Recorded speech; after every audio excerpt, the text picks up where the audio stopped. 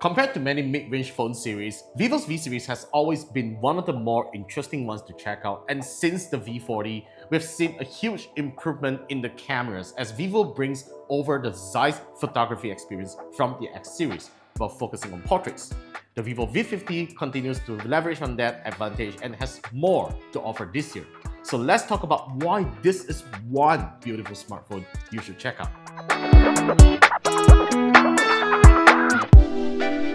The Vivo V50 I received comes in a very elegant Encore red color that will certainly make a good fashion statement.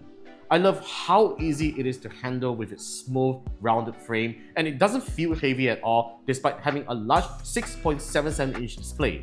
I'm also glad that it uses a flat screen instead of curved like before, so you don't need to worry about breaking when you accidentally drop it. In terms of durability, the Vivo V50 has the same IP68 and IP69 water and dust resistance as the previous model. Personally, I think it's an overkill, but you never know, your phone could drop into a hotspot someday and you'll be thankful that the V50 can survive that. The phone's AMOLED screen is visually pleasing to look at as it pushes 1 billion colors with a peak brightness of 4500 nits. Viewing under bright outdoors isn't an issue, and the 120Hz refresh rate makes every swipe and transition smoother than my skin. However, despite being a really good Netflix machine, the stereo speakers sound pretty underwhelming for a 2000 ringgit smartphone. Never let him get you down. Gonna make it stay just fine. 이대로 모자라지도 남지지도. To be fair, it can fill a room and works fine for conference calls, but there's just no bass and punchiness at all when you listen to music and watch movies. The Snapdragon 7 Gen 3 chip continues to power the Vivo V50 paired with 12GB of RAM and up to 512GB of storage. So there's virtually no performance difference compared to the Vivo V40. But this chipset is already more than capable for doom scrolling your Facebook feed and watching TikTok live, not to mention good frame rates even on some demanding game titles. The phone ships with FunTouch OS 15 based on Android 15. It has some software optimizations that make the UI more responsive than before. Though it doesn't boast too many AI features like some other phones out there, but you do at least get the standard AI eraser feature in photos.